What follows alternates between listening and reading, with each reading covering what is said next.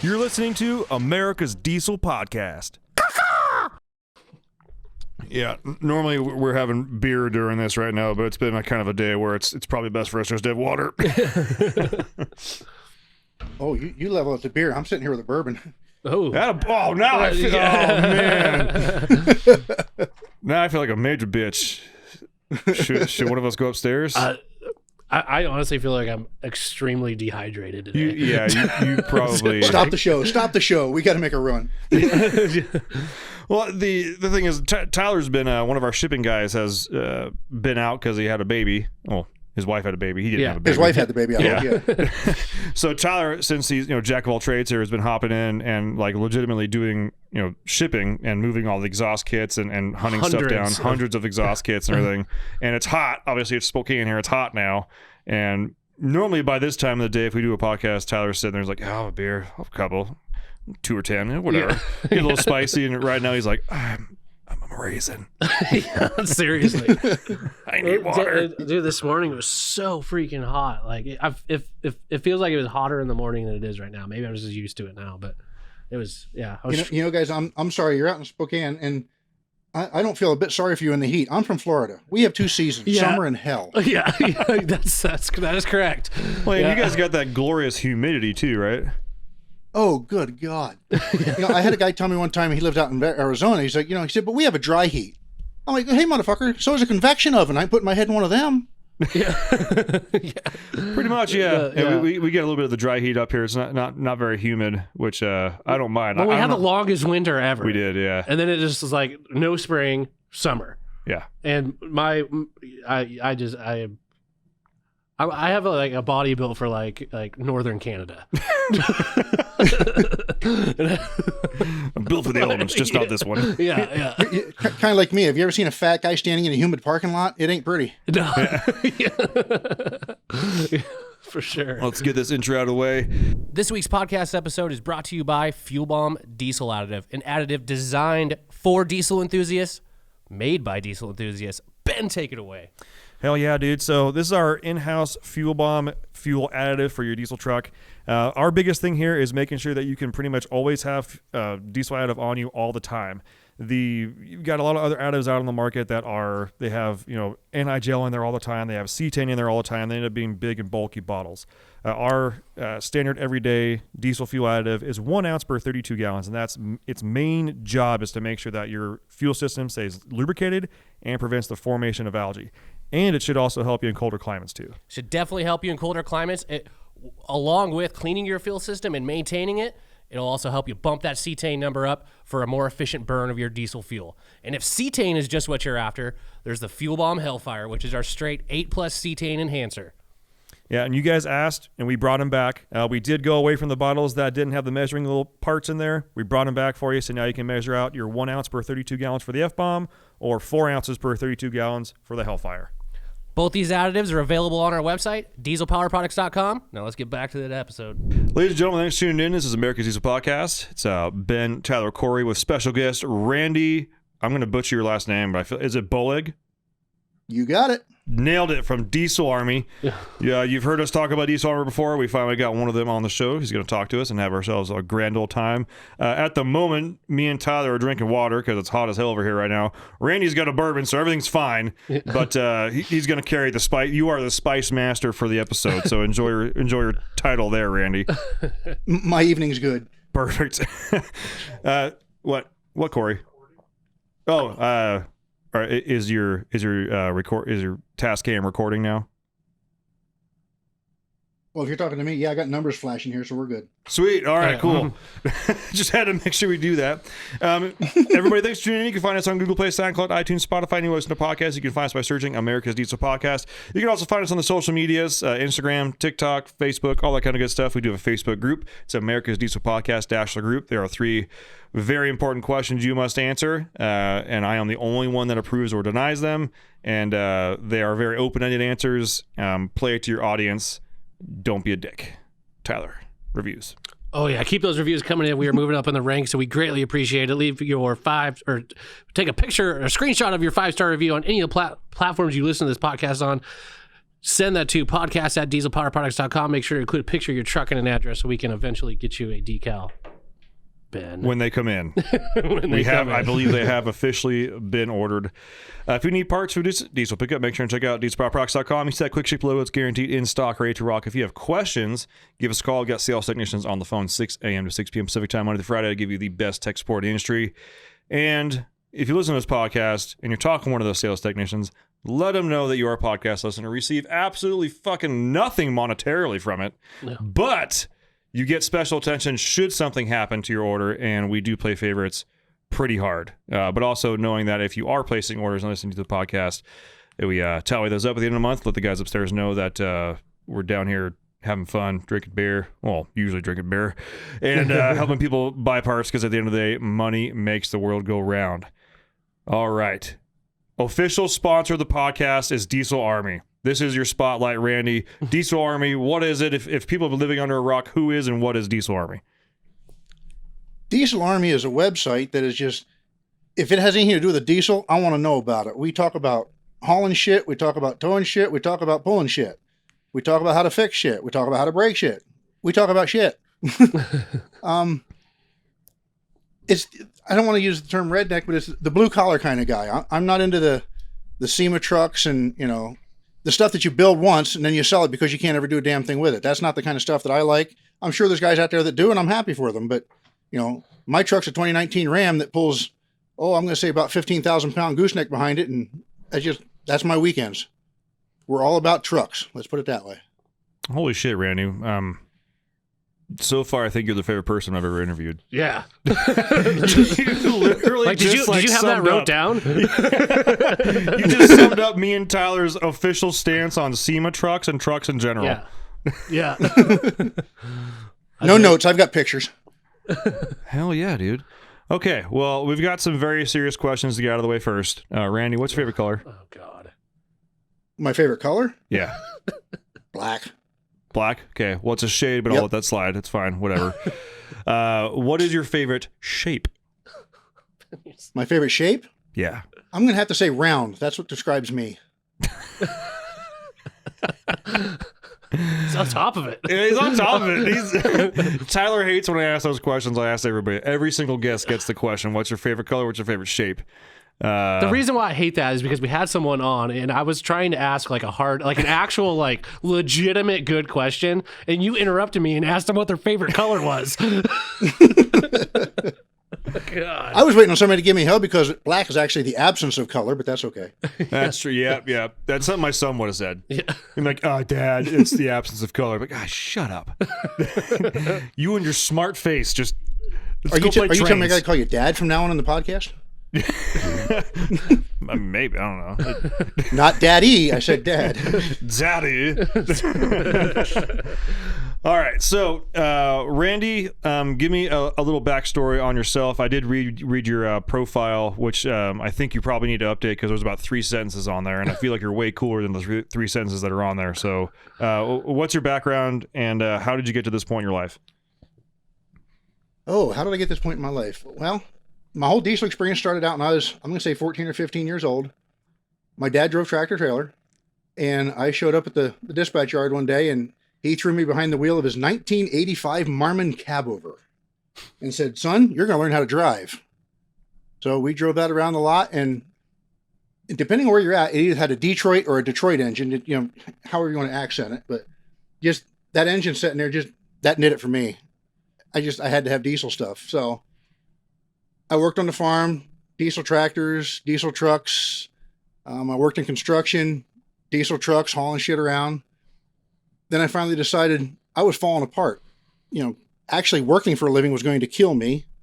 So I went to Walmart and bought I think it was like a $200 camera set of gear and started taking pictures and sending them in to people, which at the time was Peterson Publishing many, many years ago. And I finally got a phone call one day. Somebody called me, wanted to buy some of my pictures. So I sold the pictures. I actually started writing for them. And one day I got a call. They wanted me to come in for an interview. I came in for the interview. And the gentleman across the table looked at me and said, well, what do you want out of this job? I said, I don't want a job. I said, I want a career. I've had jobs. And I want his career. And they hired me. And that's what I've been doing ever since. Is just sitting behind a desk. As my daughter would tell me, sitting behind a desk and looking pretty. Hell yeah, dude. That's like I'm upset that we haven't had you on earlier. I'll be honest, man. You just described it almost again. Pretty much the three guys sitting in the room right here, and also just a lot of our listeners, because we do try to keep it real as far as And this is nothing against people that end up in blue collar jobs and working their asses off, but all three of us at one point.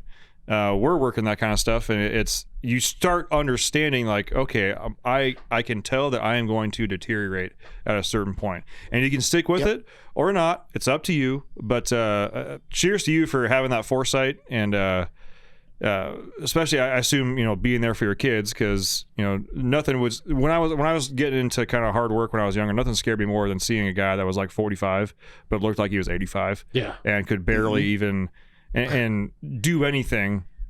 And then even then, one of the shops I worked at, there was just like, I worked there for about a year and a half, and in that time span 3 guys retired, and within 2 years they were all dead. Jesus. They just like it's one of those things where like once you stop moving in careers like that, and they weren't even, I don't even think they were 60 yet. But they got in and started working on cars when they were real young and just stayed at it and just tore their bodies up. And by the time they were done, it's like they stopped moving and died. It fucking terrified me. Like when I worked at a dealership, there was a guy there that I swear to God, the guy looked like he was pushing 70. You know how old he was? He's probably 34. Dude, he was like 38 years old. I was like, my God, dude. It probably had nothing to do with like the 18 packs of cigarettes he smoked every single day, but just saying. I'm just a schmuck with a cool job. Yeah, that's a good deal, man. I think that's really cool, that the fact that you talked about, like, I want his job.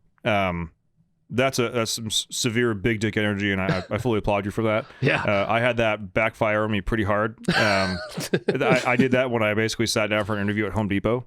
That's probably not the right place to swing you as like a 19-and-a-half-year-old like to do that. But I sat down, and it was like the assistant manager and like the manager of the store, like the number one of the store. And we're sitting down. I don't know why the hell he was in my interview. I was just interviewing for like one of the guys that drives a forklift certified operator. So I mean, that makes sense why he's in there. And like, I don't know if you never heard about it. I don't know how to drive a forklift. And so he's in there, and they asked me like, what are your goals? What do you want to do? And I was like, if I've been working here for 5 years and I'm not sitting where you're sitting right now, I've fucking failed. And then one of the assistant guy looked at me and like, Sir, this is a part-time job. Exactly. You're a student. Like, what do you do? Like, we're gonna teach you how to drive a forklift and pay you actually pretty well for the time being. Like, you just shut up. And like, I looked at the store manager like dead in the eye, and we're looking at each other, and I'm just like, don't break. Don't break. Don't break. And he just goes, well, I admire the can-do attitude. And I was like, all right, cool. And I didn't see him again until I had just this makes me so bad. I had just come off like a 2-day bender, and I had to work at like 5 a.m, and I managed to drop my cell phone on the way in, my flip phone on the way in, and the alarm was set to loud, and I had a custom ringtone from, I don't know if you remember back in the day of Djibouti Dubs, and it was the Juggernaut. And it's like, I'm the Juggernaut, bitch. I've been ready to fuck. I'm ready to fuck. My suit's so tight. It was the ringtone set on like 9,000, and it was just sitting there going off in the parking lot. And he eventually finds it, and like I'm like making my way back towards there, and I'm like not okay. Like I puked in the parking lot. I'm getting in there. I still showed up, and he looks at me, and hey, I think I found your phone. Oh, okay, yeah, that's mine. And then he sees me at about 10 o'clock later. I've been there for like 5 hours. And he's like, you don't look good. I'm like, I'm not okay. And he's like, you should go home. You have a long night. And I mean, you could tell I probably reeked of booze. And I was working outside, in the loading area. And he basically sent me home. And then I didn't see him again until I basically no call, no showed for 3 weeks at the end of my time there.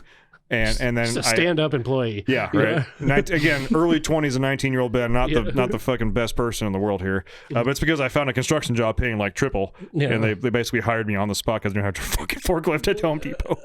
And I went for my basically exit interview or whatever to like leave, and he's like, "Oh, by the way, you have some sick pay. You know, we're gonna go ahead and cut you a check for that." And I'm like, "You really have no idea. I no called and no showed for like 3 weeks leading up to this. Yeah.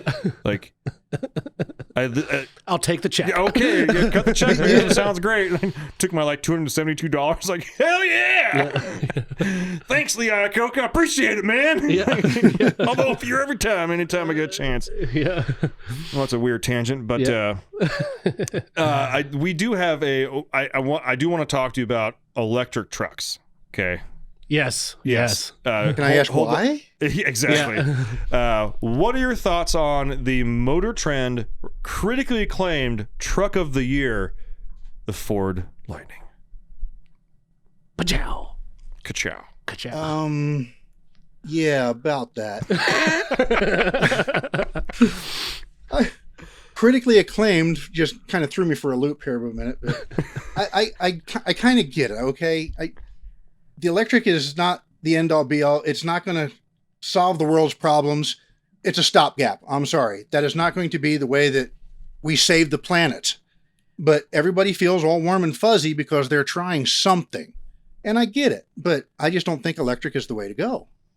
That's just one dumbass's opinion. Yeah. Yeah. Well, the reason why we ask you that too is because it was kind of funny because on Motor Trend's site, they literally had like the thing showing like, oh, truck of the year, Ford Lightning. And then like the next article under it was Ford can't produce Ford Lightning due to battery issues. And then there was like another article that was like, what was it? It was like a recall or then the one. No, there was, well, maybe it was one like a couple weeks later, but it was something about how shitty it is at towing, essentially. So Well, and I don't pay much attention to Motor Trend ever since they fired me. So I just, I couldn't tell you what for articles they have. Yeah. Good. Good. Yeah. Good. Yeah, because I think were you doing Mopar stuff at Motor Trend? Yes, sir. Okay. Yeah. We talk about old cars and stuff like that too, but Yeah. we'll talk about that maybe later. Yeah. I think the funniest thing that we saw as far as electric the F-150 Lightning was when they put the gravel on the bed to show its payload, Yeah. and the gravel didn't even cover the bed floor. Yeah. It was like a bucket full. Yeah. We went off pretty hard on the fact that like if you had cargo pants. Yeah. We could have put more gravel in our pockets. I could have literally stole that gravel, like not even paid for it. Let's talk about the guy that tried to drive him and his wife across country pulling a camper or something. Yeah, there was. God, he'd go 100 miles and have to stop. Yeah. There was a couple of videos of people trying to show, okay, this can be done, and it took them like, what was it, like 80 hours to go like 2,000 miles or something like that. Yeah. No, it was like they were trying to, weren't they? That article where they were trying to pick up like their dog or something from their mom. Oh, that's a different one. Oh, okay. There was another one where they were actually towing, and they were trying to prove that like, okay, you can do this. You just have to plan your route or whatever. And it took them like an order of like 4 times longer. Yeah. Just to be able to get somewhere with the trailer. Going back to the freaking Mayflower time frames. Basically, yeah. Yeah. My God. Yeah, like I said, I'm not big on the battery stuff, but like Cummins is working with hydrogen stuff. I have more faith in hydrogen actually being viable for us than the battery stuff. Yeah, the hydrogen stuff actually really intrigues me. That's pretty interesting. Yeah, I think as far as hydrogen stuff goes, that is where hydrogen supplemented diesel engines. Yeah. To me personally, I think is a good stepping stone, but also the fact that folks that like Lenny are out there, and same thing with Ryan Milken and Corey, like people out there are like truly fine tuning these trucks from the factory, and getting them where actually it's making the factory kind of look like shit of how loose their tolerances are and some stuff, especially on the injectors. For sure. But able to make these trucks so much more efficient and so much better. You start doing that, and then, in my opinion, subsidizing that or supplementing that with some hydrogen to get even more cleanliness and efficiency out of there. And then there's even the aero pistons. Yeah. With the dimples in them. The dimples in them. The golf ball pole. Yeah. Yep. It seems like the pieces are there. We just got to start kind of putting them together to see what sort of efficiency we can really start squeezing out of these diesel engines. In my opinion, even without the hydrogen, like what happens if we get these get Lenny's injectors in there, get the golf ball pistons in there, get some just really extremely fine-tuned tuning in there, and see what you can make this truck do. Basically stock for stock, 1-1, but with like all the cool aftermarket stuff on there. That's actually not just there to blow doors off and make smoke or whatever, but it's actually like meant to make it run better. Yeah, I think it'd be really cool. And still passing emissions. Exactly. Yeah. Yeah. And I mean, as far as emissions goes, I mean, our listeners know this too, but like we get it. Like especially the old emission stuff, the 3rd gen, Rams, or basically anything before DEF, and then again, even anything before like 2015. Yeah. It fucking sucked. Like it was terrible. Oh man, the 3rd gen 5.9s or the 6.4s, like, oh my gosh, like I totally understand why people were like, get this the fuck off there. 3rd gen 6.7s. What do I say? You said 5.9s. Fuck them. I did not say that. Yeah, I probably did. Yeah, I'm getting all worked up right now. Oh, the correction police in the background. Yeah. My Home Depot days are coming out. Yeah. I don't know. This whole it's hard for me to like really take a lot. I know it. I should take it pretty seriously, but like if America is the only country that's trying to improve on emissions, and there's these other countries out there that aren't doing, they're like literally making more emissions. It just kind of seems like a kind of a pointless thing to do. You know what I mean? It's like putting one stitch in a giant freaking gash in your leg, or you're bleeding out, but it's like you stop this little section of it, but you're still gonna die. Yeah. So you might die less. Yeah. Slower, maybe a fraction of a smaller percentage slower. Yeah. So Randy, you said an extra day. So you said you have a 19 Ram? Yes, sir. My man. 2500. 2500? My man. Oh man, yeah. I got a 21 Ram, and I haul a 30-foot just bumper pull toy hauler with mine. I've actually got the gooseneck, which is what I pull the tractors with and the cars with. And then my wife just recently bought a bumper pull 40-foot toy hauler. Oh, wow. So that way we can take the Harley and go wherever. Right on, man. Oh, yeah. That's a big freaking bumper pull. It's 10,500 empty. Damn. Stout. That's cool. I'm like, honey, what the hell are you trying to do to me here? I got to get through town with this thing, Yeah. Yeah. Like, that's a you problem now, sweetheart. Yeah. Thanks, babe. DOT is pulling my ass over for a camper. So, do you do tractor pulls? Yeah, antique stuff. Yep. I got a couple John Deere tractors, me and my grandkids. Oh, right on. Oh, nice. I love sled pulls. Like I've always wanted to participate, and one day I hope I will. But sled pulls are probably the two things that got me into diesel trucks very early. Actually, I'd say maybe three, but one of them was definitely sled pulls, and it was actually like watching them on like ESPN8, the Ocho, at like 2 a.m. when they're getting full coverage, and I'm out there just hooting and hollering, and my roommate comes out and he's like, "Shut the fuck up!" Like, dude, it's sled was got big turbo. Come on, man. Like, dude, I gotta work in the morning. Sled pulls. Sled pulls. I didn't actually get to go to one until I moved up here, which I'm very happy for. But yeah, so as far as like the sled pull stuff, as far as like antique, like what do you use? I've got a 41 John Deere A, a 43 John Deere B, and my grandson actually claimed the B. That one's his. My dad bought that tractor back in '85 off the original owner. So he sold it when we were kids. I found it in New York State and bought it back. So I brought that down to Florida. I built a Cub Cadet for the younger grandkids. That's got a 16-horse Kohler in it. I'm actually looking at putting a Kubota 2-cylinder diesel in that one just to see what they can do with it.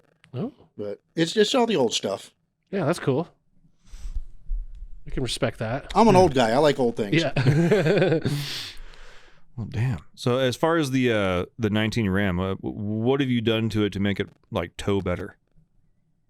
Actually, 2 weeks ago, I was out in the driveway, changed the valve body on jack stands, put a next-gen drivetrain valve body in it. I've got an Edge tune in it right now, tuner. I'm getting ready to do a different tune with some calibrated and a transmission tune with that. And that's just about it, really, for now. Yeah, calibrated power. Is that what you guys are talking about? Yeah. Yeah, they make some fantastic custom tunes, especially what you have going on, and their transmission tuning is like freaking top notch. I got a feeling. Well, I'm in Pennsylvania right now. Since I live in Florida, but I'm in PA right now doing some things with family, and I brought the trailer with me with a couple loads on it. I'm going to take back, and while I'm here, I'm actually debating whether to change the tune and put everything into it now to do the trip home with it. But I'm also, like I say, I'm old school, so I'm thinking to myself, what if I do that and something happens? Yeah. Here I am stuck. So I may just wait till I get home where it's safe. I vote get home. Yeah, I vote get home too. You know how many calls we get on people that are stuck somewhere and they're like, I need to get home. Like, why did you do that right now? Why did you change the tune? It's only of the fuel 1,300 stop? miles.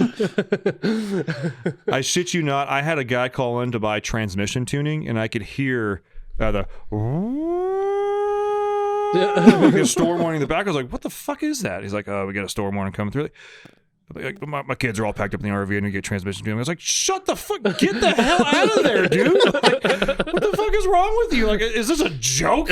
It's like, no, man, how fast can you give me transmission tuning? I was like, even if you buy it right now, like, you're buying, Corey Willis tuning. He's in Louisiana. He's probably getting a storm warning too. You should probably get the fuck out of there. How about that? Is a truck run and drive? Yeah. He's already gone. You ain't getting your tune. Exactly. So ridiculous.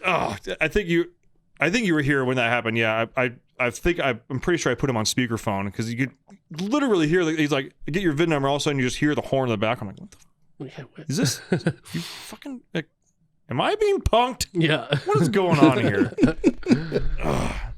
So if you with the 5.9 or not the 5.9 with the 19 you have now, let's take that out of the equation. If you could have your perfect truck, what is your perfect truck for what you do?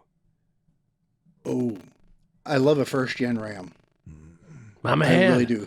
My man. Take that and take the latest, the high output 6.7 with the ASIN behind that, or, leave it stick. I'd have to go stick, I guess, actually. Yeah, put a stick in. That'd be my ultimate truck. Extended cab, the quad crew cab, whatever they called that. Just a little extension on the back. Yeah, that would work for me. 3,500. Yeah.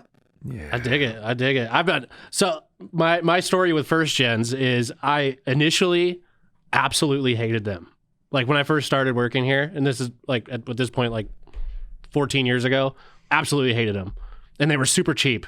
And then I started to kind of come around on them. I'm like, hey, actually I actually like those. I really like them. I'm going to try to find one. Yeah, those $1,500 trucks are not there anymore. Now that same $1,500 truck is like $15,000, and it's still just as hideous, if not more hideous. Like more rusted. And like that's the one thing I like. I don't know if I even I'm a diesel guy. Like I don't know if I would even consider those like a classic truck yet. But like they're like the prices are just absolutely asinine for those things. Are there any barn find first gens out in Pennsylvania right now? Yeah, I feel Florida. Like, yeah. Trust me, I've been watching the marketplace. I ain't seen nothing. Yeah. Yeah. I did actually find an old 1960 Ford COE that I could put a Cummins in. Be kind of cool to put a bed on the back and haul shit with it. Oh yeah, that'd be cool. Cab over. Yeah. Yeah. I feel a little outnumbered now. I'm a old Ford guy, and now I've got two Cummins guys on the podcast now. My condolences. Yeah, I know. Yeah, I like lots of cubic inches and like zero power, subpar power. That's what I'm all about, man. And I also like using a fuck ton of oil. Yeah. I like buying it. I like draining it. I like using it. And I tell you what, man, I love hard cold starts. Yeah. Just love the sound of metal on metal. just a big old box of rocks, just humming. Yeah. Having a good old time. It's doing something. Making a lot of noise, but not a lot of go. Yeah. Let out in the clutch. I did. What was that? Let out in the clutch. I did. Yeah. So do you have a least favorite pickup, a diesel pickup? Actually, no. I can't say that I do. Well, you're gonna have to pick one. Well, unless you're talking styling, the latest Chevrolet stuff the last 2 years kind of what the hell happened? Crack. The front end of it, what were they thinking that people would like this? The mirrors for me too are just like, I don't even know what the hell those things are. Like, they're hideous. Those mirrors. Oh, and thank you for Ram for finally making it so you don't have to flip them up all the time now. Yeah. I think as far as like every time a new body styles come out, it's like it's pissed me off, except the new Power Strokes, the 23 and ups. That's the only one. I do enjoy those trucks. Yeah. Yes. Even the Illuma Duties, they pissed me off. I remember when they first came out and being on my desk up in the front there, like I was like, Cooper sent me an image of one. He's like, dude, you see the new Power Strokes? And it was like late 16 or something like that. Yeah. And I just started fucking cussing. Yeah. The insignia on the bag on the fender is vertical. It's a horse shit. Well, the headlights are cool, but it's a piece of shit. Yeah. And then now looking back, I'm like, God, it's a good looking truck. Yeah. The only thing on the new ones that I'm still iffy on is they just made that badge bigger. They did. It's like the whole length of the door. It's freaking huge. Which I told you, I saw that one driving down the road the other day, the little standard cab like work truck, and I thought the door was open when I saw it. And then I saw it. I was like, oh, it's just the badge. I'm sure I'll get used to it though, and probably like it. I'll probably come around. A couple weeks ago, Ford invited me up to the proving grounds to do some test driving on the new 2022, and they had an F450 there with 40,000 pounds connected to it in a truck. Wow. Fuck yeah. And I was thoroughly impressed with that. I actually did an article on the website about it where they have a 7% grade on the proving grounds. It's roughly half a mile long. And from a dead stop at the bottom till I got to the top, I was at 48 mile an hour. That truck just did not stop. 10-speed automatic. I got to admit, that was an impressive truck. Yeah. That 10-speed is something special. Like that is a badass transmission. I wish freaking Ram would get their head out of their ass and do something. Oh, God, if Ram would have put that in their truck. Oh, my gosh. Or just bring back the manual. I'll take the just go the other way. G56. Yeah. Seriously. It's like rather than try and add the infrastructure to put a 10-speed, they're just be like, yeah, we're bringing the G56 back. Yeah. I can't tell you how many. I bet you they would probably. That's one of the only moves they could do that would actually steal some Ford guys. Because I know there are a lot of Ram guys out there that are. I mean, even like in your position, like, when you bought your truck new, you're like, if I could find a Ford in my price range, I'd get it. But I am also a Ram guy through and through. I'm going to be happy with this, and it fits my price range. It does what I need to do. Yep. But there are a lot of Ram guys that were converted over to Ford guys just because of the lack of transmission, or just that they haven't really. In my opinion, change anything, which is good and bad, know. But if they were to regress and just be like, you know what, guys, we were going to bring the 10-speed out, but we said, or they got Darryl in the back. Yeah. They thought they thought they fired him when they closed down the SRT and everything like that. He was just hiding. He was hiding Bogarting all the G56s, and he's like, hey, yo, I got like a million of these things. I'll make them work. Yeah. And all of a sudden, I got the pedals too. Yeah. I got them goddamn all third pedals. Let's go. Yeah. Well, we got 20 minutes. I only need 10. Yeah. Let's go, boys. Yeah. SRT's back, baby. Yeah. Hell yeah. We make fictitious characters for people. Yeah. They call them invisible friends. You have to go to therapy for those kind of guys. Yeah. Yeah, I know. It didn't work. Yeah. But yeah, Daryl's the guy in charge of the SRT department. He's also the one that decided to put the Hellcat in the van. Yeah. And it was after a long night, and he may have found a bag or two, and it was snowing in July, and guess what? We have a Hellcat in a fucking van now. And nobody's mad about it. Yeah. They paged him, he showed up, and you know what? Hellcat. Yeah. Yes, sir. T-tops fell off on the way in. Yep. So you really don't have like a least favorite truck? No, honestly, I can't say that I do. What's your opinion on Cat Eye Duramaxes? Okay, well, we're getting close. My man. It's okay. There's no wrong answers. I'll put the Cat Eye is not as bad as the latest iteration of the Chevrolet stuff. How's that? I can that actually Silverado front end with the stupid little neon kind of glow light at the top with the headlight underneath. I don't get it. I'm sorry. Yeah. I don't know. It's for me. I don't even really like count new trucks in my scope of like liking things or not. Like if somebody said like, "What's your least favorite truck?" It's instinctively Cat Eye, even though I really don't like the new Duramax front ends or any of the GM product front ends. But to me, they're like not even in the conversation yet. But it also might just be my overwhelming hate for Cat Eyes. Yeah, it might. It's probably that. It's probably that. Yeah, We'll go with that. yeah. Newsflash: I fucking hate Cat Eyes. Yeah. I did actually find something that is possibly worth debating. I may have found something that I actually hate more than Cat Eyes. Really? Yeah, and it's a stretch, but I kind of had to like put pieces together because I was feeling very strongly about it. What was the one I asked you? The compare, like, would you rather? Was it a Cat Eye versus like a 6'4"? Yeah. Okay, yeah. And I still took the 6'4". You still took the 6'4". Just living dangerously. Yeah. It would be a good time till it blew up. Yeah. I'd probably get divorced and go bankrupt, but whatever. But Again. The freaking Vision Diesel, Vision Performance, Vision Diesel, I can't remember, down in Oregon. They made a post of an engine that they're doing work on. They took the valve cover off, and it's just fucking caked of sludge. Oh, on a Cummins. Was it like a heading saying like this is what happened when you don't change your oil or something? Basically, like that? yeah. And there is the only thing that I think ranks anywhere close to how pissed off I get when people don't change their oil is Cat Eyes.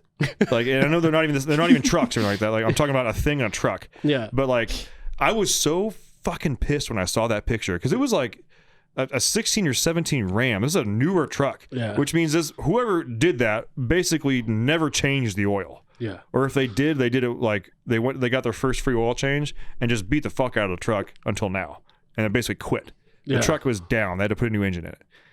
Or they drain the oil and put that oil back in. Well, it's thicker now, so it's more protection. Yeah. Because now you open up all the tolerances. It all makes sense. It's all very scientific. Yeah. I don't want to bore you with the details. But yeah, I think so far, people that don't change their oil, I officially hate more. I hate more than Cat Eyes, and I hate more than squatted trucks. Yeah. Fact. All right. Like, if you have a squatted Cat Eye, but you change your oil religiously, I'm not saying you're okay, but that's you're 2 out of the 3 things that are one. You have one thing going for you. Yeah. I don't want to punch you in the face. Yeah. So what is this thing? Is it was from a movie. It goes, "You've gone up one level in my book. You are now at level 1." Yeah. You were shit before, now you're just. You're not even on the scale. There's 100 levels. You're what? What movie is that? I don't remember. I just remember that part. Randy, do you have a favorite movie? A favorite movie? Yeah. Oh, God. It'd have to be something that just, how do I want to word this? Non-reality. So it'd be something kind of funny. I'm old. Now, keep that in mind. I am old, so I'm going back to maybe Caddyshack or Animal House. You're not. I mean, you said you were 6 in 85. What's that? You said you were when. How, if you don't mind me asking, how old are you, Randy? No, I graduated high school in 86. Okay, yeah, you're fucking old, man. Yeah, exactly. You graduated high school the year after I was born. So. But oh, make me feel good, why don't you? Yeah. It's our guest. I mean, come on, Ben. Freaking like you're doing like the Kevin Hart thing right now. Like, how do you? Damn. I was actually going to smack my oldest grandson the other day. He called me an old codger. I'm like, you little son of a bitch. You catch these hands, big old meat claws coming at you. But I'll fix you. I luckily my dad made sure that I would say I saw, quote unquote, and I hate when people say this because I know that younger kids probably say that about the music we listen to now, but the classics, if you will. Yeah. But yeah, I do agree. Caddyshack is an absolute fucking banger. That's one of my favorites. Yeah. Yeah, those are good choice. You said Caddyshack and what else? Animal House. Animal House. Yeah. That's a banger. And let me, since we're talking diesel, we got to talk about, oh my God, here we go. Convoy. Yeah. Garcelles yeah, Convoy. Yeah. Do any of you young fellers remember that one? I know of it. I've never seen it. I've seen clips of it. I know of it. You son of a bitch. Yeah. I'm sure. I think I think I have seen it, but it was just so long ago that I don't remember. That's the one with Jerry Reed, right? Yeah. Yeah. Okay. Yeah. I'm pretty sure I've seen it, but I couldn't. I've heard the tell song. you what happened. There's a convoy. Yeah. Oh no, you're thinking of Smokey and the Bandit with Jerry Reed. Oh, I am. Damn. I feel like a up. dick. Yeah. I think Christopher Scofferson was in Convoy, if I remember right. Again, this was the mid '70s, so hell, Was it a movie or a series? it was a movie. Convoy the movie. Well, while he's looking that up, I actually have a 1978. I have a serious question. Oh, it's got Chris Christopherson. Okay. Chris Christopherson. Yeah, one of the Highwaymen. Huh. Highwaymen. Yeah, no, I know. Yeah. Anyways, I got a serious question. I'm sure you've probably wrote quite a few articles in your lifetime. Is there like one story that you did that is just like your favorite or like the most interesting, or anything like that? It wasn't an article. It was an editorial I wrote one time. I was at an event when I used to work at Mopar Muscle, and a gentleman that owned the Soxon Martin Pro Stock Cuda at the time gave me the opportunity to actually drive it down the drag strip at Piedmont Dragway. And I wrote an editorial about that experience, and I still get goosebumps talking about that damn car. Oh, And that to me was just, that article was the pinnacle for me. I'll never be able to top that one. It's just, there was so much emotion in that one that just did it for me. That one, that's the one that stands out. oh, that's awesome. Yeah, I'd probably shit my pants if someone offered me something like that to do. Like, are you serious? Well, I didn't want to have to clean the mess up, so I helped. Be like, I brought an extra pair of pants just in case this happened. I'm wearing a diaper. yeah. No, that's rad. The we've talked a couple of times about actually this is a big question for you. So we heard the story about what got you hooked on diesel. As far as something that got you, when was the moment that you knew you were going to be, let's call it a motorhead, gearhead? Oh, this is easy. Yeah. This one's easy. It was, I'm going to say 1974. We lived just outside of Philadelphia. My mom and dad were renting a house. I was standing on the back porch of this little house, and the landlord came in to collect the rent in a petty blue 1970 Superbird. That was his daily driver. Holy shit. And that right there to me, that was just, that did it for me. That was the one. Damn. That's where it nailed it. And it came around when I was at Mopar Muscle several years later. I'm going to say 2012, 2011. I wrote an editorial about that car, and the gentleman that owns it and restored it reached out to me, and I got to see the car again. That's freaking awesome. So that was his daily to That's the car. Superbird. I'd be like, damn, I want to be a landlord. yeah, you wanted the money. I wanted the car. Yeah. Well, if I've got the money to buy one of those, then I'm going to be a landlord. Well, that's awesome. So as far as like classic cars, like you're obviously Mopar, you're a Mopar guy. I'm a Mopar guy. My wife and I both are. Yes. Gotcha. Right on. So what's your go-to car as far as like if you know, like this is the one I would have in my garage, what would it be? I actually had that car, and I had to sell it for reasons beside us. And that was a 70 Super B. Hell yeah. I built that car. It was a resto mod car. It didn't have the original motor and transmission in it, so I put a 5-speed in it, 500-inch wedge motor. There wasn't a key to use for the car anywhere. It was all CAN bus with push-button starts, and it was an amazing car. I loved that car, but like I say, that one had to go away. The car I have now is actually a 67 Plymouth Valiant, of all things. It's a nobody car, but that's one of those I can do what I want to it, and nobody's going to chastise me for it. Yeah. So I built a small block for that many years ago. Actually ran E85 on the street. The car ran 1090s with a 4-speed. I'm in the process of building another motor now that's more streetable. So I bumped the compression back to about 11.5 to 1 roller cam. We're going to leave the tunnel rim on it. We're going to see what happens there. My wife, she actually, one day I was at a car show working, and there was an older gentleman lived in the retirement trailer park where my mom lived at the time, had a 75 Dart Sport, kind of looks like the Demons. Mm-hmm. And every time we drive past to see my mom, my wife would tell me she's going to own that car someday. And I kept telling her he'll never get rid of it. Well, I was at this car show, and she called me up and said, "How much do you love me?" I'm like, "Oh, shit." So she told me she bought that car for $300. When I got home, I had to go pick that car up for her. And that's the one we built for her. That's got a 360 with a 6-pack and a 4-speed in it, 410 gear, and that's her driver. Right on, right on. Hell yeah, it's a fucking ripper. Yeah, badass. I always like too the Polaras. What did they, and they didn't they have like Yes. the 426 Max wedge with the big freaking intake manifold on them? Am I Yep. correct? Yeah. The 62 Dodge Dart with the offset headlights kind of at an angle at each other. Yeah. Those things are cool. So like as far as old cars, my first car was a 1963 Ford Fairlane Post 2-door, had a 302 and a 4-speed. That was my very first car. Absolutely, like my absolute favorite car is a 64 Fairlane, but I was like I couldn't find one at the time when I was 15 years old. So a 63 is pretty close. So I kind of My first car was a 67 Fairlane. really right on. Yeah. Yep. Yeah. If 64 Fairlane, like my absolute dream car, like I have a tattoo of one of the 427 Eagle on my arm. But the 64 T-Bull, like that to me is just one of the most beautiful cars ever made. Like I absolutely love that thing.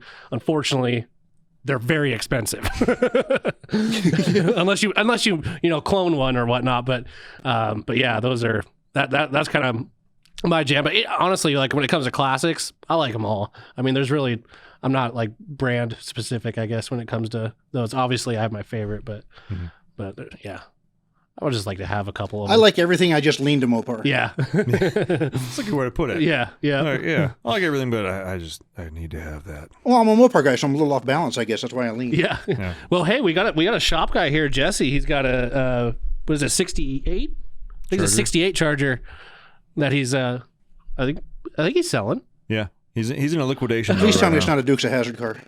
What was that? Please tell me it's not a Dukes of Hazzard clone. No. No, it's not. It's It's Okay. actually it's an all original Survivor, if I recall correctly. it doesn't have the engine. It doesn't have the right engine for it though, because I think it Gotcha. was a factory 440 car, but there's a 383 in it. I got it. Okay. But last time we talked about, I think he was trying to find a 440 to put in it, but yeah. Anyways, It's one of those ones where he drove by it every day for, I don't know, 20 years yeah, and then ended up buying it. yeah. It just worked out. And now he wants to sell it. Yeah. But you get to a point where like you end up having so many damn projects. It's Yeah. like I'm never going to finish anything. So it's kind of, he's in that mode right now where he's like trying to start fresh. Yeah. You know, that's like having too many hobbies. Which one do you do this weekend, you know? Yep. Exactly. Might as well just pick one and get after it. And then maybe if that fades away, pick another one and go get it. What is your least favorite vehicle you've owned? Like, which one of them that just made you want to tear your eyeballs out? Oh, are we talking late model or classic car? At any point in your life? At any point in my life. Yeah. I got a press car one time from a company. I'm going to have to say what it is. It wasn't the Neon. It was the Neon replacement, and it was a media car. I can't even remember the name of it. I blocked it out of my mind. And this thing shows up, and my wife and I go for a ride. The first ride she ever had in this brand new car. We're going down the road, and the door panel falls off into her lap. And I'm like, this is a damn press car. This is the pinnacle of what they're sending out to do stories with, and parts of it are laying in my wife's lap. I called the media guy up that afternoon and said, you can come get this. You really don't want me to write about this. Oh, that was terrible. What was it? I've never had a car fall apart like that going down. Well, Was it called the I have, Ascent? but no, not like that. No, the... What's that? Gosh, because I remember the Dodge Neon, but I can't remember what the...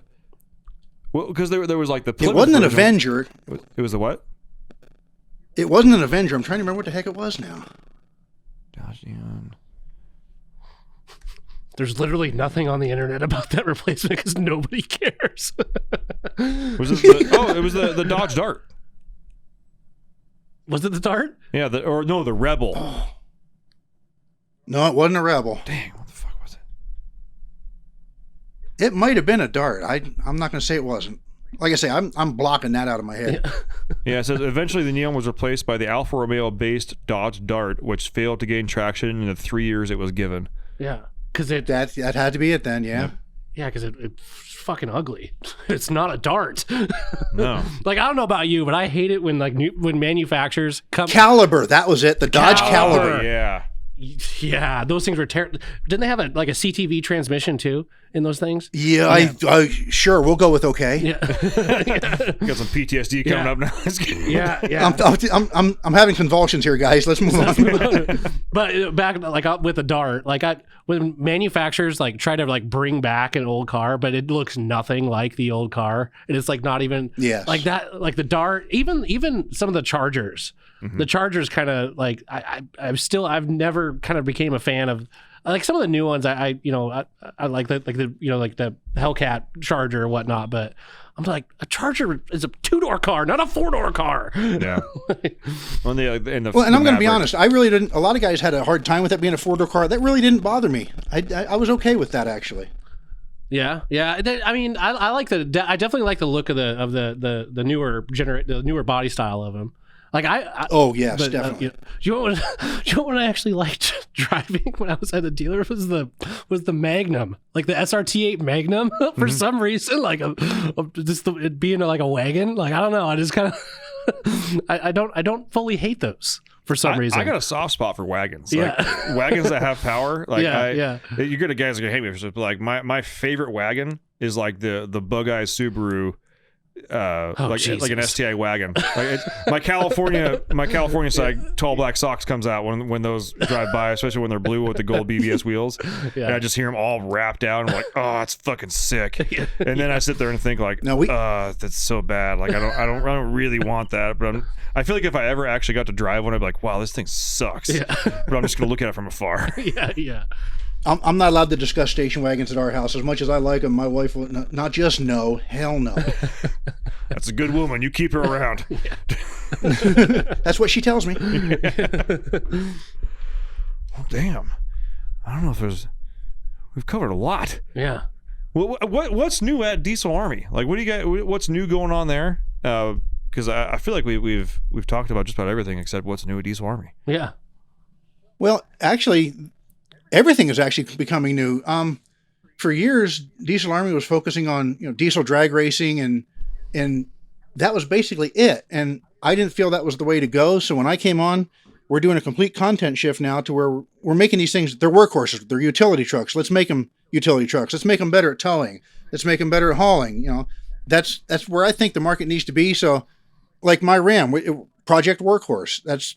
We're building this truck to be the ultimate towing machine and still look good doing it. I mean, guys buy these trucks to haul things, so let's haul things. So I'd have to say everything is basically changing at Diesel Army because we're now utilitarian. We're covering work trucks. Yeah, I like that. And that's kind of honestly one of the, I don't want to say it's our motif over here, but the racing stuff is cool. But as far as when it comes down to the market, that's a really small section of the diesel side of things. It's the smallest section of the diesel side of things. So yeah, I think that's great. And I honestly love cruising your guys' website and reading articles and kind of you guys are definitely my go-to website when it comes to what's going on in the diesel, the diesel world. So no, I definitely agree with the shift there that you guys are doing. Cool. Appreciate it, man. Yeah, I think that's really rad too, because at the end of the day, these guys are buying these trucks and as much as I love getting people into Carly pin top kits and maybe a set of compounds or something like that. Yeah. Even just the guy that tows, that puts compounds on it, he is even a very small section of the people that actually work these trucks. Yeah. There's a lot of people out there that are looking it has to not only bring value to the truck, but also do something. It needs to not only make you happy, it needs to fit a budget, but it has to work. Yeah. No one's wanting to add these parts to their truck to make it worse. Yeah. Because we all did that. We were all the ones, got a stalls all out and straight pipe it and put these big ass wheels and tires and not gear it and all. Yeah. I feel like a lot of us have. I know, Randy. I know, but a lot of us have grown up a little bit. Yeah. And we're starting to get to a point where that doesn't. No. Speak for yourself. I've grown old. I haven't grown up. That's very accurate. I'll go ahead and I'll cheers to that one. But it's to a point where a lot of us, even when I first started working here, I've been here for coming up close to 10 years, and we just whether it was emissions intact or not, our older trucks, but we sold a ton of straight pipe kits, and that's because most of the guys that were buying parts were all like, I would say mostly, probably in between like me and you, Randy, or like me and Tyler's age group. And I can't tell you how many times people are calling back now, and we sell the shit out of aero turbine mufflers, and they're just like, you know what, I hate to say this, but my truck's too damn loud. I've got 2 kids in the back seat now. I'm towing, and it's just too much. I can't hear my kid in the back seat, and if they want to listen to music or like watch their iPad or something like that, it's got to be on like level 9,000. I gotta quiet this truck down. You have a good muffler? I'm like, man, I know how you feel. So I gotta quiet this truck down so I can see better. Yeah, exactly. Yeah. Turn this music down so I can read the street sign. I'm confused. It's totally true, and I applaud you for helping make that change, because I think that is something that was sorely missed in the diesel industry. Personally, like it's SEMA bills. Yeah, okay, that's great. Like I've been to SEMA a few times. I'm sure you have as well. Like I fucking hate it. Like we walk by all these trucks, and I'm just like, piece of shit, Dumb, doesn't work, dumb, stupid, and I call them SEMA donk trucks. And it's like they don't do shit. They can't do anything. Yeah. The only thing that they might be able to do is possibly a burnout. And I appreciate when someone actually does do a burnout in a SEMA truck, because they usually end up breaking the drive shaft or blowing a transmission because they're running 42s and 355s or something like that. Yeah. But it always draws me back to things like SEMA 19. And it was a truck not even on the main concourse. It happened to be just outside by an entrance. Yeah, it was a... No, I wasn't there with you. Okay. Unfortunately, you and I haven't been able to go at the same time. Yeah. But it was a truck that was, everybody was walking by it, and it was me, Brian, Cooper, Josh, and Kyle, and we all walking by, and we see this truck. We're like, oh, Baja Designs lights, tight. Those that Carly radius arms. We all start getting closer to it. It's like mercenary bumpers, and basically it's a truck that's like, it's got road rash on it, like it's been used, and it's got like suspension on there. It's got, the lights have rock chips in it, and you could tell that they put money in to get the paint shiny, but like there's scratches on there. And we're all looking at this truck. We're crawling under like custom skid plates, all sort of kind of shit. Like, this truck is bad. Hell yeah! Like everybody's walking by trying to get to these $400,000 one of a kind show trucks, and we're out there ogling this like 4th gen Ram. And it was a Cummins too, but it's just roided out as far as suspension goes. And he's got the hood popped, and it's got compounds on. We're just like, fuck yeah, dude! Got rubber still kind of ingrained into the frame from doing burnouts and shit. Like, this is the truck. This is our shit. Yeah. And I felt like everybody was walking by, and a whole bunch of like our 5 dumbasses are sitting there ogling this dumb truck. Yeah. In their eyes, dumb truck, but little do they know, like every other truck, I'm just like, stupid. Yeah. Dumbass truck. Yeah. Ugh. Yeah. That's for sure. SEMA donk. Yeah. Can't fucking stand it. Well, anyway, that's my rant on donk trucks. I could probably go on longer. Yeah. I missed the real John Cena. What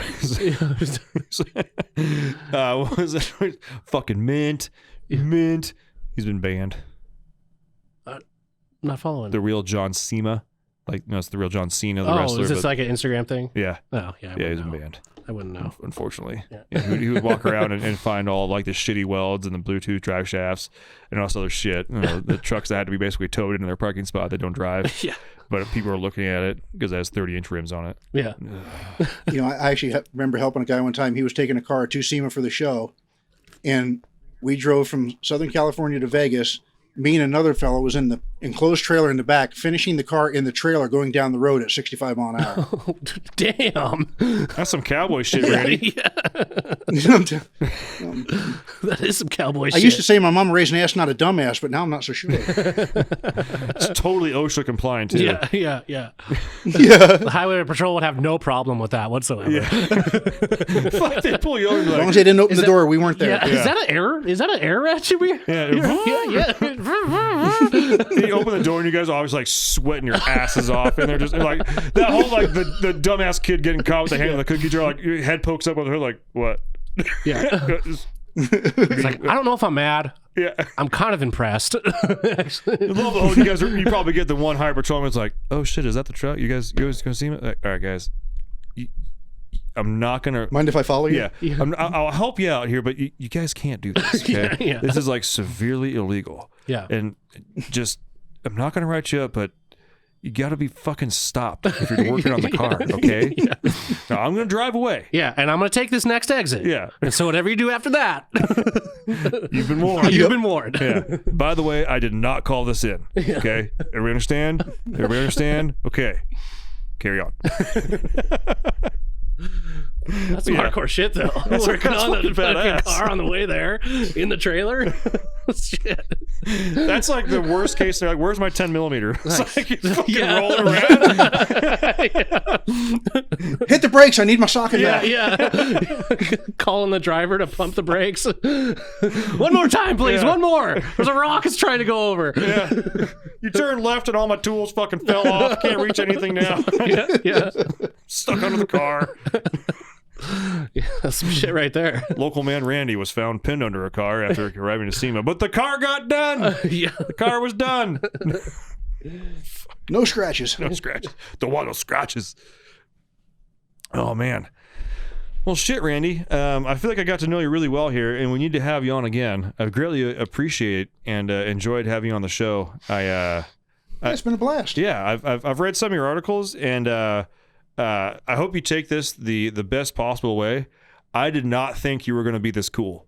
I mean that with like all my heart. Okay, we'll go with that. I'm waiting for someone to like punch me through the microphone. Gonna email me a fucking dildo with a sparkle bomb or something like that. Like, thanks for the opportunity on the podcast, dick. Fuck. But yeah, Randy, if people want to either follow you or keep up with articles that you are writing, what's the best way to do that? Check out dieselarmy.com. I'm there every day. Hell yeah.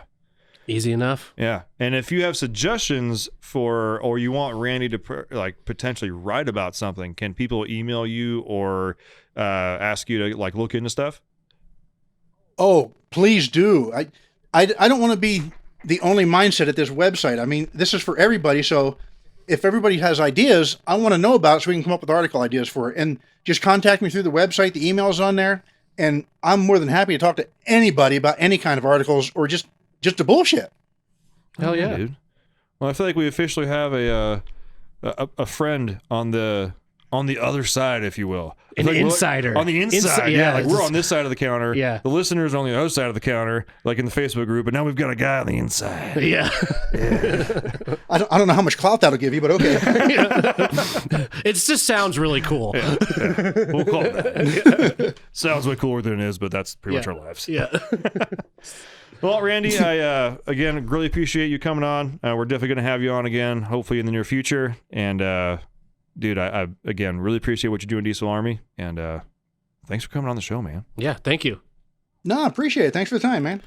Well, that's going to wrap this episode up, guys. We have episodes coming out every Tuesday and Thursday. We appreciate everybody tuning in. We'll see you on the next one. Bye. Thanks for tuning in. Make sure to subscribe and check us out at dieselpowerproducts.com.